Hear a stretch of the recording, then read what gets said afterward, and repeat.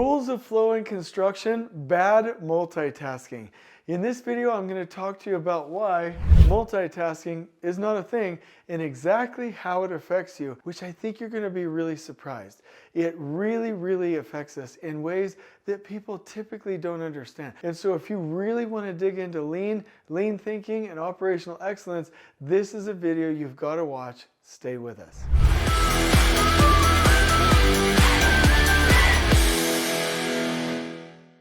Okay, so I'm super stoked. Full credit goes to the Goldratt family and the book The Goal, Critical Chain, The Theory of Constraints, and the book Goldratt's Rules of Flow. They call this bad multitasking. I love that because there's really nothing good about multitasking because it leads to context switching. Let me give you just a couple of examples here as we go. And if you like this, please like the video as well.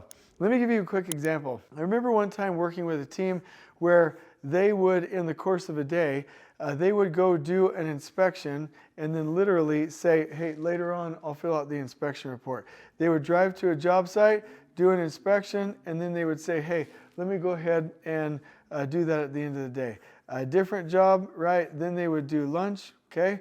Then they would go do another one, all the while saying, hey, I'll do the inspections later. The end of the day was pretty close behind that from the time they started, and they would have 4 different inspection reports. But here's the thing. Instead of what we think would happen where we have inspection report 1, 2, 3, 4, it wasn't like that. It was, wait a minute, what happened? I don't remember it. Let me call the job site team. Okay, now let me get into context. Okay, inspection report 2.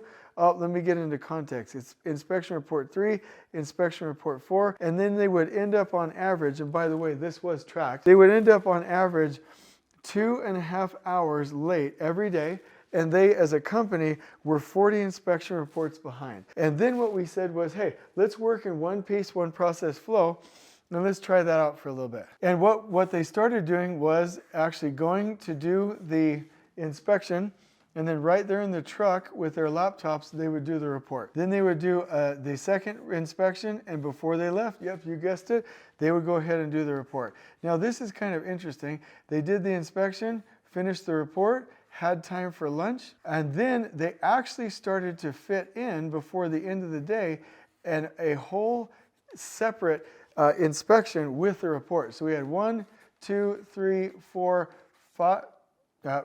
4 and 5. I counted lunch wrong, but 1, 2, 3, 4, 5. 5 total, whereas before it was just 4, 2.5 hours late, 40 inspections behind. Once they started doing this in one-piece flow, where once they were there, they were focused and they understood what the piece was.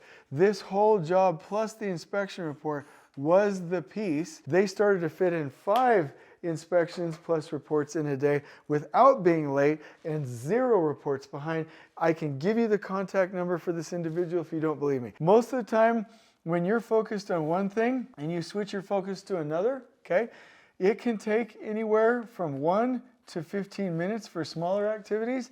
It can take anywhere, I hope you're sitting down, 15 to 45 minutes to switch context for larger activities, and it can actually take crews anywhere from 2 to 6 hours or sometimes days to change their focus because they're doing a bunch of different activities with bad multitasking. I'll go ahead and write that up here. Now, bad multitasking. So typically, let's say that we're doing activity number 1, and then we're doing activity number 2, that's symbolized by the black marker here, and we're doing activity number 3. We think that this is literally what we're doing, okay? And we're like, hey, you know, that doesn't take any longer than, just the time that it actually takes. Well, no, this is actually what happens. You have this first activity plus the time for context switching. Then by the time you go to the second activity, you have plus the time for context switching, and then you get to the last one, and yes, of course, you guessed it. Now you're way past the original deadline as if you literally just did instead of doing this 3 times in a row, you just did that one process from start to finish all the way through. So the key here is don't multitask, focus on one thing at a time. It has detrimental consequences if you don't follow this rule. Now here's the thing that I want you to remember. When you're looking at this in construction and you're in a CPM schedule, you will have, typically because people don't use the activity ideas to look at resource constraints and your resource critical path, right? They will have you do what's called trade burdening or trade stacking. That's where you'll have one area, multiple trades in here, right, where they don't fit, or you'll have one trade in too many areas. This is called trade burdening, right? Okay, so that's detrimental. This is essentially bad multitasking. And that bad multitasking will lead to a lot of different things, right? It'll lead to batching work, context switching, large team size, changes in crew composition, an additional complexity with the communication, rework and a loss of focus on actual quality, fatigued crew members, lack of planning, so you have stops and restarts. It's really quite detrimental. So the focus here is this: don't try to do multiple things, do one thing at a time. Let me give you just one little example. Let's say that you have 4 things to do and you have the process steps of 1, 2, 3, 4 to get that done. You have at least 2 options to do this, okay? You could say, I'm going to go ahead and do step 1 for all of the different projects, or I'm going to just do steps 1 through 4 for one project. This right here is called batching, which is essentially bad multitasking. This right here is called one piece or one process flow, and this will always be the faster way to do something. So let me tell you why this is important to you. Number 1, when you focus in one process flow, right, doing the thing and not trade burdening or not trade stacking, and you're finishing all the steps in that thing right then and there, you literally are decreasing work in progress and allowing you to focus more with better quality and actually finish as you go.